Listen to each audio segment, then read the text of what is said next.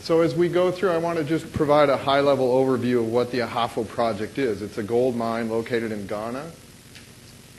It was constructed in 2005. Production started in 2006. It's located in a very rural area of Ghana, in an area that doesn't have any industrial activity and did not have any industrial activity prior to the mine being constructed. It produces about 500,000 ounces a year, which is a sizable gold mine. The capital investment was on the order of $800 million, approaching $1 billion now with sustaining capital. The workforce, from a Newmont perspective, about 1,500 people, of which 35% are from the local area, the local communities. That's the target that we're shooting for. Contractors, 3,000. The social context is that there's about 10 communities, primary communities, that exist within the operations area and the exploration area. So we have a fairly large social footprint within that project area, and we had a large resettlement component to this project. There were over 1,700 households that were directly impacted by the Ahafo South operation. So we have a large social footprint. We have a lot of people utilizing land around our operation, within the operation, and so this tool provides us with a great opportunity to understand how some of the things we're doing help us manage risk and create value around the operation. The mine life is about 20 years in total. So what were some of the objectives that we had from the pilot? Obviously, when Veronica and I started talking and she was asking us to get involved, it was because they needed practical experience, and in our case, a brownfields experience to run this model with. And so we talked and we finally agreed, yeah, this is a great opportunity for us to contribute into this process.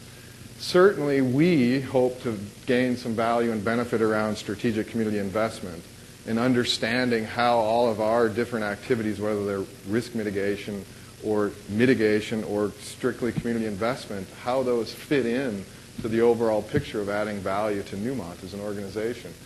We want to assess the value of our projects and our activities if we can. That's something that all of us have been striving to do in the extractive sector for a number of years, really trying to get improved metrics around what we're doing, the impacts of what we're doing, and how we can tell a story around how well we are or aren't managing our risks and mitigation of impacts, as well as creating value for the communities as well as shareholders. The last objective was really to use this as a tool to help us engage cross-functionally within the organization. We've heard a little bit about that this morning around how certain functions within the business context manage different parts of the business.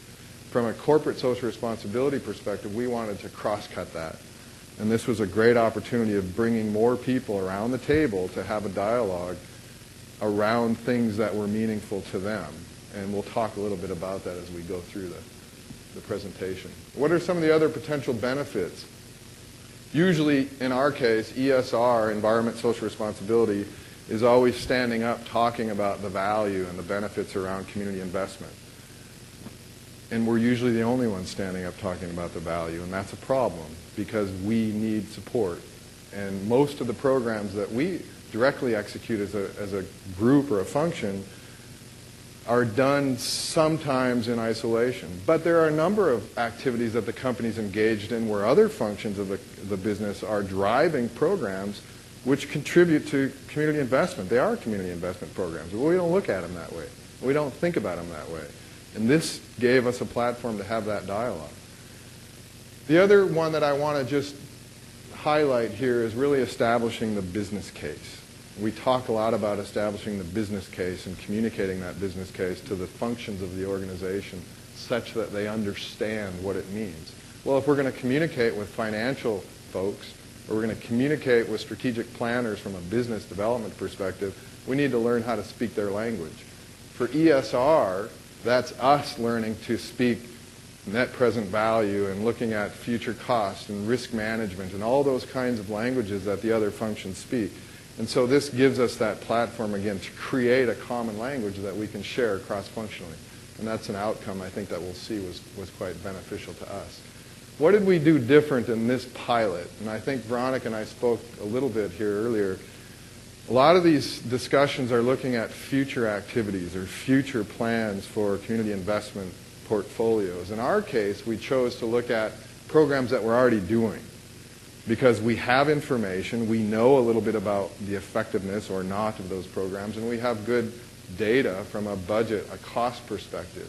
And so that gave us a little different opportunity to create scenarios, and the scenarios we created, one's around, let's just look at a portfolio of compliance or standard-driven programs. We have to do these because somebody says we have to do them, versus a set of projects that we do because we think it creates business value to us, and nobody's mandating that we do those. That's how we created our two scenarios, which we call the mitigation as well as the value-add programs. And we'll talk a little bit more about what these programs are. This is a table I threw in. I know you can't read it. The purpose of it is to link us back to risk. We've heard all the discussion this morning of taking risk as the basis for how to start having a communication internally the organization. People understand risk management. So we looked at all of our social risks that we have in our social or in our risk register at AHAFO, and we tried to articulate or align the activities, actions, programs that were in this portfolio against those risks, and how well does the activity line up to mitigating or managing a risk, and how well does it manage that risk.